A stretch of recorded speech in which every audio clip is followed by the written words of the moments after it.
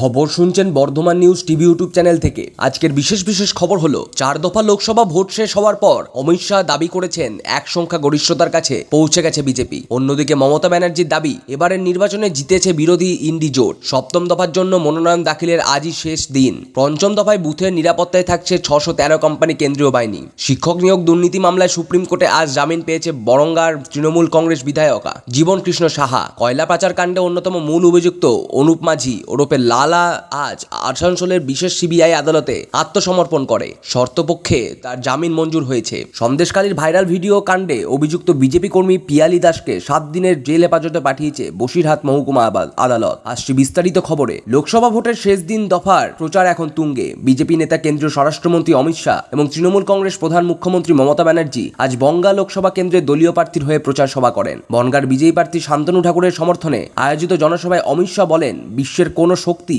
CAA বলবৎ হওয়া আটকাতে পারবে না। তিনি দাবি করেন 4 দফার নির্বাচনে 270 আসনে জিতে এক সংখ্যাগরিষ্ঠতার কাছাকাছি চলে গেছে বিজেপি। কেন্দ্রে নরেন্দ্র মোদী শাসনের দেশ যখন এগিয়ে চলেছে, তখন মমতা ব্যানার্জি সরকারের শাসনকালে বাংলা ক্রমাগত পিছিয়ে পড়েছে বলেও মন্তব্য করেন অমিত শাহ। অন্যদিকে তৃণমূল প্রার্থী বিশ্বজিৎ দাসের সমর্থনে বনগাঁ লোকসভা কেন্দ্রের অধীন কল্যাণীর গয়েশপুরের সভায় মমতা বলেন, কেন্দ্রে এবার সরকার বদলাতে চলেছে। বিরোধী জোট 295 থেকে 315টি আসন পেতে পারে বলে তার দাবি। এদিনও তার ভাষণে উঠে আসে সন্দেশখালী প্রসঙ্গ।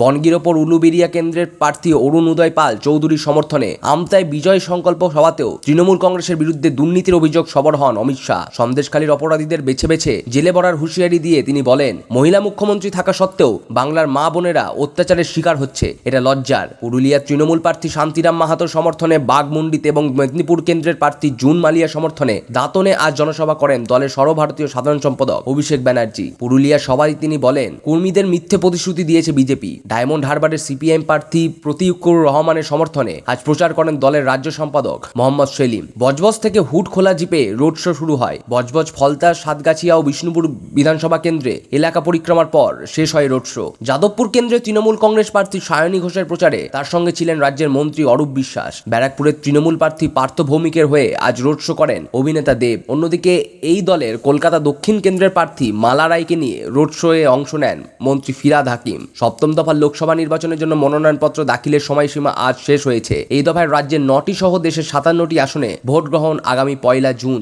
এ রাজ্যে দমদম, বারাসাত, বসিরহাট, জয়নগর, মথুরাপুর, ডায়মন্ড হারবার, কলকাতা উত্তর ও দক্ষিণ এবং যাদবপুর লোকসভা কেন্দ্রের পাশাপাশি বরানগর বিধানসভা কেন্দ্রের উপনির্বাচনেও ওই দিন ভোট নেওয়া হবে। জমা পড়া মনোনয়নপত্রগুলি পরীক্ষা করে দেখা হবে আগামীকাল। নাম প্রত্যাহারের শেষ দিন শুক্রবার 17 মে। এদিকে চতুর্থ দফার নির্বাচন থেকে শিক্ষা নিয়ে পঞ্চম দফার ভোটে নিরাপত্তা ব্যবস্থা আরও জোরদার করতে চলেছে নির্বাচন কমিশন। পঞ্চম দফায় যে সমস্ত জেলায় ভোট, সেখানকার জেলাশাসক ও পুলিশ সুপারদের সঙ্গে আজ ভার্চুয়াল বৈঠক করেন রাজ্যের মুখ্য নির্বাচনী আধিকারিক ডক্টর আরিজ আফতাব। স্থির হয়েছে আগামী 20 পঞ্চম দফার ভোটে বুথে নিরাপত্তায় থাকবে 613 কোম্পানি কেন্দ্রীয় বাহিনী। সবচেয়ে বেশি 171 কোম্পানি থাকছে হুগলি গ্রামীণ এলাকায়। হাওড়া গ্রামীণে থাকবে 110 কোম্পানি কেন্দ্রীয় বাহিনী। কুইক রেসপন্স টিমের সংখ্যাও আনুপাতিক হারে বাড়তে চলেছে। পাশাপাশি থাকছে 25,000-এর বেশি রাজ্য পুলিশ। পঞ্চম দফায় ভোট নেওয়া হবে বনগাঁ, ব্যারাকপুর, হাওড়া, উলুবেড়িয়া, শ্রীরামপুর, হুগলি এবং আরামবাগ কেন্দ্রে। 25 মে ষষ্ঠ দফার নির্বাচনে 1020 কোম্পানি কেন্দ্রীয় বাহিনী মোতায়েন করা হবে বলে জানা গেছে। শিক্ষক নিয়োগ দুর্নীতি মামলায় 1 বছরের বেশি জেলবন্দি মুর্শিদাবাদের বরঙ্গী তৃণমূল কংগ্রেস বিধায়ক জীবন কৃষ্ণ সাহাকে জামিন দিল সুপ্রিম কোর্ট। 2023 সালের এপ্রিলে তাকে গ্রেপ্তার করে সিবিআই। বাড়িতে তল্লাশির সময় তিনি নিজের 2টি মোবাইল পুকুরে ছুঁড়ে ফেলে দেন বলে অভিযোগ। জল ছেঁচে সে মোবাইল উদ্ধার করা হয়। তাতে নিয়োগ দুর্নীতির তথ্য প্রমাণ ছিল বলে আদালতে দাবি করে সিবিআই। শীর্ষ আদালতের বিচারপতি এএস বোপান্না ও বিচারপতি সঞ্জয় কুমারের এজলাসে আজ জীবন কৃষ্ণের জামিনের তথ্য সওয়াল করেন মুকুল রহতগী সহ 3 আইনজীবী। উল্লেখ্য, নিয়োগ মামলায় একই চার্জশিটের নাম থাকে প্রসন্ন এবং কল্যাণময় গঙ্গোপাধ্যায় ইতিমধ্যে জামিন পেয়েছে। আজ জীবন কৃষ্ণকেও জামিন মঞ্জুর করল সুপ্রিম কোর্ট। কয়লা পাচার কাণ্ডে অন্যতম মূল অভিযুক্ত অনুপ মাঝি ওরফে লাল আজ আসানসোলের বিশেষ সিবিআই আদালতে আত্মসমর্পণ করার পর শর্ত সাপেক্ষে তার জামিন মঞ্জুর হয়। জামিনের জন্য লালার আইনজীবীর আবেদন ও তার বিরোধিতায় সিবিআইয়ের আইনজীবীর সওয়াল শোনার পর জামিন মঞ্জুর করেন বিশেষ আদালতের বিচারক। জামিনের শর্ত অনুযায়ী আদালতের অনুমতি ছাড়া লালা নিতুড়িয়ায় তার গ্রামে বাড়ির এলাকায় ছেড়ে যেতে পারবেন না। সুপ্রিম কোর্টের রক্ষা কবচ থাকায় এতদিন তাকে হেফাজতে নিয়ে জিজ্ঞাসাবাদ করতে পারেননি সিবিআই। তদন্ত সম্পূর্ণ করতে লালাকে জিজ্ঞাসাবাদ করা জরুরি বলে আদালতে রিপোর্ট পেশ করে জানায় কেন্দ্রীয় তদন্তকারী সংস্থা। গতকাল আসানসোল লোকসভা কেন্দ্রে ভোট নেওয়া হয়। তার পরের দিন 7 সকালে অত্যন্ত গোপনে লালার আদালতে আত্মসমর্পণে বিশেষ তাৎপর্যপূর্ণ বলে মনে করেছেন ওয়াকিবহল মহল। লালার আইনজীবী অভিষেক মুখোপাধ্যায় জানিয়ে জানিয়েছেন আদালতের নির্দেশ মেনে আজ তাকে আসানসোলের বিশেষ সিবিআই আদালতে সিবিআইয়ের পাশাপাশি ইডি ও কয়লা পাচার মামলায় তদন্ত করছে। সন্দেশখালী ভাইরাল ভিডিও কাণ্ডে অভিযুক্ত বিজেপি কর্মী পিয়ালি ওরফে মাম্পি দাস আজ বসিরহাট মহকুমা আদালতে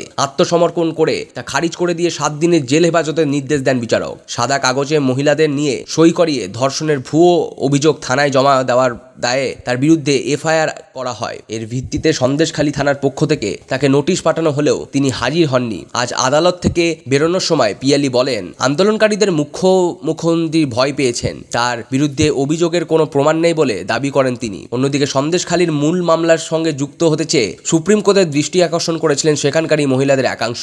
শীর্ষ আদালত আজ সেই আর্জি গ্রহণ করেছে। মূল মামলার সঙ্গে ওই মহিলার মামলা যুক্ত করার অনুমতি দিয়েছে বিচারপতি বি.আর. গাভাই এবং বিচারপতি সন্দীপ মেহতার বেঞ্চ। আগামী জুলাই মাসে সন্দেশখালীর মামলা শুনানি হওয়ার কথা। এদিকে পুলিশি ধরাপাকের প্রতিবাদে বিজেপি কর্মী সমর্থকদের বিক্ষোভে আজ উত্তপ্ত ছিল বের মজুর। রাজ্যপাল সিভি আনন্দ বোসের বিরুদ্ধে কলকাতা পুলিশ শ্লীলতাহানির আগে একটি অভিযোগের অনুসন্ধান রিপোর্ট স্বরাষ্ট্র দপ্তরে জমা দিয়েছে বলে নবান্ন সূত্রে জানা গিয়েছে। মুখবন্ধ খামে জমা পড়া ওই রিপোর্টে কি রয়েছে তা অবশ্য জানা যায়নি। গত বছর জুন মাসে নতুন দিল্লিতে একটি অনুষ্ঠানে নৃত্য পরিবেশন করার জন্য কলকাতা থেকে এক ওড়িশি নৃত্যশিল্পীকে সেখানে নিয়ে গিয়ে বিলাসবহুল হোটেলে রাখা হয়। সেখানে রাজ্যপাল তার শ্লীলতাহানি করেন বলে কলকাতায় ফিরে পুলিশ কমিশনের কাছে ওই শিল্পী লিখিত অভিযোগ করেন। তার ভিত্তিতে অনুসন্ধান শুরু করে পুলিশ। উল্লেখ্য, গত 2রা মে রাজভবনের এক অস্থায়ী মহিলা কর্মীর রাজ্যপালের বিরুদ্ধে শ্লীলতাহানির অভিযোগকে কেন্দ্র করে তোলপাড় শুরু হয়। এই অভিযোগ নিয়ে বিশেষ তদন্তকারী দল আজ কলকাতায় পুলিশ কমিশনার বিনীত গোয়েলের কাছে প্রাথমিক রিপোর্ট জমা দিয়েছে বলে জানা গিয়েছে। এদিকে নির্যাতিতারা যাতে ন্যায় বিচার পান সেই আবেদন জানিয়ে বাংলা পক্ষ নামে একটি সংগঠন তরফে রাষ্ট্রপতিকে চিঠি দেওয়া হয়েছে বলে খবর। তদন্ত শেষ না হওয়া পর্যন্ত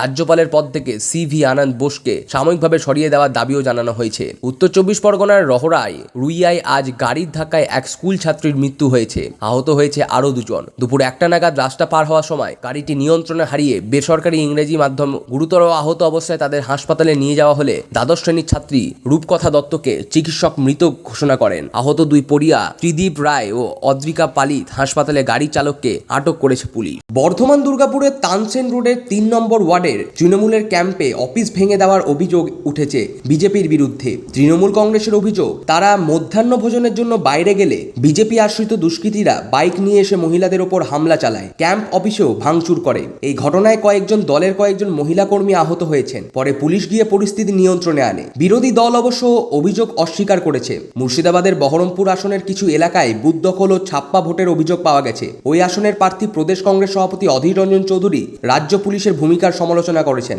বিজেপি বীরভূম, বোলপুর এবং কৃষ্ণনগর লোকসভা কেন্দ্রের কয়েকটি বুথে পুনর্নির্বাচনের দাবি জানিয়েছেন। দলের রাজ্যসভার সাংসদ শ্রমিক ভট্টাচার্য কলকাতায় আজ এক সাংবাদিক বৈঠক সম্মেলনে বলেন, বিস্তারিত রিপোর্ট পাওয়ার পরই পুনর্নির্বাচনের বিষয়টি চূড়ান্ত হবে। শাসক দলের বাধা, পুলিশের অসহযোগিতা এবং কেন্দ্রীয় বাহিনীকে ভুল পথে চালিত করার অভিযোগ তোলেন তিনি। মন্তেশ্বরে দিলীপ ঘোষকে ঘিরে বিক্ষোভ দেখানোর ঘটনার সমালোচনা করেন শ্রমিকবাবু। বলেন, সংবাদ মাধ্যমের প্রতিনিধিদের ওপরও এই হামলা চালানো হয়, পরিকল্পিতভাবে কেন্দ্রীয় বাহিনীকে ভুল পথে চালিত করা হয় বলেও তার দাবি। অন্যদিকে তৃণমূল কংগ্রেসের মুখপাত্র শান্তনু সেন কেন্দ্রীয় বাহিনীর বিরুদ্ধে সাধারণ মানুষের ওপর পাল্টা আক্রমণের অভিযোগ করেছেন। এদিকে ৪র্থ দফার বহরমপুর কেন্দ্রের ভোটারদের তৃণমূল কংগ্রেস আশ্রিত দুষ্কৃতীরা ভীতি প্রদর্শন করেছে বলে কংগ্রেসের পক্ষ থেকে নির্বাচন কমিশনে অভিযোগ জানানো হয়েছে। রাজ্যের মুখ্য নির্বাচনী আধিকারিকের কাছে পেশ করা ওই অভিযোগে বলা হয়েছে, মুর্শিদাবাদের সালার ও বারোয়ারে সবচেয়ে বেশি ভীতি প্রদর্শন করা হয়। ভরতপুর এলাকায় বেশ কিছু বুথে ছাপ্পা ভোট ও ভোটদাতাদের প্রভাবিত করারও অভিযোগ করা হয়েছে। কমিশনকে তারা অভিযোগগুলি গুরুত্ব সহকারে বিবেচনা ও যথাযথ ব্যবস্থা গ্রহণের আর্জি জানিয়েছেন। 7ম দফার লোকসভা নির্বাচনের জন্য মনোনয়নপত্র দাখিলের সময়সীমা আগামীকাল শেষ হচ্ছে।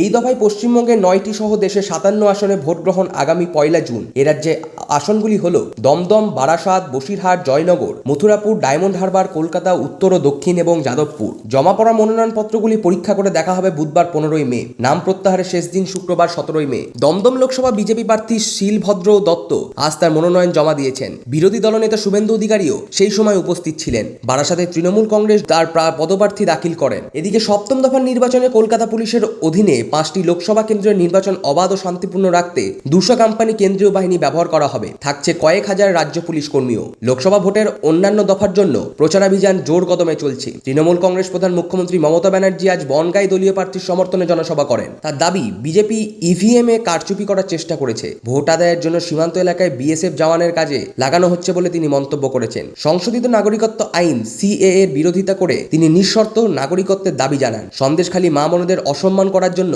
বিজেপি টাকা খরচ করে চক্রান্ত করছে বলে অভিযোগ করেন তৃণমূল প্রধান। এরপর ব্যারাকপুরের দলীয় প্রার্থীর সমর্থনে একটি জনসভা করেন তিনি। অন্যদিকে রাজনৈতিক প্রতিহিংসা চরিতার্থ করতে পুলিশকে ব্যবহার করে সন্দেশখালীর প্রতিবাদী মুখদের গ্রেপ্তার করা হয়েছে। বিজেপি তাদের আইনি সহায়তা করবে ও এর প্রতিবাদে আরো বৃহত্তর আন্দোলন স্থানীয় বাসিন্দারা নামবে বলে বিরোধী দলনেতা শুভেন্দু অধিকারী মন্তব্য করেছেন। সকালে দমদম লোকসভার বিজেপি প্রার্থীর সমর্থনে রোড শোতে অংশ নেওয়ার আগে পানিহাটিতে সাংবাদিকদের শুভেন্দুবাবু বলেন, ভুয়ো ভিডিও প্রকাশ করার জন্য শাসক দলের নেতারা আগামী দিনে জনরোষের শিকার হবেন। পশ্চিম মেদিনীপুরের দাঁতনের তুরকাতে মধ্যপ্রদেশের প্রাক্তন মুখ্যমন্ত্রী শিবরাজ সিং চৌহান দলীয় প্রার্থীর সমর্থনে প্রচার চালান। রথতলা ময়দানে আয়োজিত জনসভায় তিনি রাজ্য চাকরি সহ বিভিন্ন ক্ষেত্রে দুর্নীতির বিরুদ্ধে সরব হন। যে সরকার মহিলাদের সম্মান করে না সেই সরকারের ক্ষমতায় থাকা উচিত নয় বলেও মন্তব্য করেন তিনি। দলীয় কর্মীদের গ্রেপ্তারের প্রতিবাদে সন্দেশখালীর কাঠপোল বাজারে এলাকায় আজ উত্তপ্ত হয়ে ওঠে। বিকেলে টায়ার জ্বালিয়ে রাস্তা অবরোধ করে বিক্ষোভ দেখান বিজেপি মহিলা কর্মী সমর্থকরা। উল্লেখ্য, ভুয়ো ভিডিও বানিয়ে বিজেপি নেতাদের কালিমা লিপ্ত করা এবং দলের নেতাদের মিথ্যে মামলার ফাঁসানোর প্রতিবাদে গতকাল সন্দেশখালীর বিধায়ক সুকুমার মাহাতোর সামনেই দলের নেতা দিলীপ মল্লিক ও তার ঘনিষ্ঠ তাতাই গাইনকে উত্তেজিত মহিলারা মারধর করে বলে অভিযোগ। ওই ঘটনায় 4 বিজেপি কর্মীকে গ্রেপ্তার করে পুলিশ। এর প্রতিবাদেই আজ বিক্ষোভ শুরু হয়। সন্ধ্যায় পুলিশ টেনে হিঁচড়ে বিক্ষোভকারীদের সরিয়ে দেয়। গোটা এলাকায় ব্যাপক উত্তেজনা রয়েছে। এদিকে গ্রেপ্তার হওয়া 4 বিজেপি কর্মীকে আজ বসিরহাট আদালতে তোলা হলে বিচারক 10 দিনের পুলিশ হেফাজতের নির্দেশ দেন। অন্যদিকে তৃণমূল কংগ্রেস তরফে আজ সন্দেশখালীর কালীনগরে বিধায়ক সুকুমার মাহাতোর নেতৃত্বে তৃণমূল কংগ্রেসের তরফে ধিক্কার মিছিল বের করা হয়। কোচবিহারের তুফানগঞ্জ থানার নাটাবাড়ি গ্রাম পঞ্চায়েত এলাকার শালিনী সভায় এক মহিলাকে মারধরের অভিযোগ উঠেছে তৃণমূল কংগ্রেস নেতার বিরুদ্ধে। মুমতাজ খাতুন নামে চড়ালজানি এলাকার বাসিন্দা ওই মহিলা গত 9 তারিখ পরিবার বিবাদ নিয়ে শালিনী সভার দ্বারস্থ হন। সেখানে স্থানীয় তৃণমূল কংগ্রেস নেতা জাহাঙ্গীর আলম তাকে মারধর করে বলে অভিযোগ। থানায় গিয়ে সুবিচার না মেলায় আজ 2 নম্বর পঞ্চায়েতের সামনে ধর্নায় বসেন মমতাজ। বিষয়টি খতিয়ে দেখার আশ্বাস দিয়েছেন প্রধান। তবে জাহাঙ্গীরকে দলের কর্মী হিসেবে স্বীকার করেননি তৃণমূল কংগ্রেস। হুগলি জেলার শ্রীরামপুর কেন্দ্রে এবার এক বিজেপির এজেন্ট মক পোলিং এর সময় ইভিএম এর ব্যালট ইউনিট চুরি করার অভিযোগ তাকে গ্রেপ্তার করা হয়েছে বলে খবর। চণ্ডীতলা জনাই ট্রেনিং স্কুলে শ্রীরামপুর লোকসভার অন্তর্গত 2টি বিধানসভা চণ্ডীতলা ও জাহাঙ্গীরপাড়ার ইভিএম কমিটি চলাকালীন এই চুরি করা হয়। কমিশনের অধিকারিক তাকে পাকড়াও করে পুলিশের হাতে তুলে দেয়। খবর এই পর্যন্তই।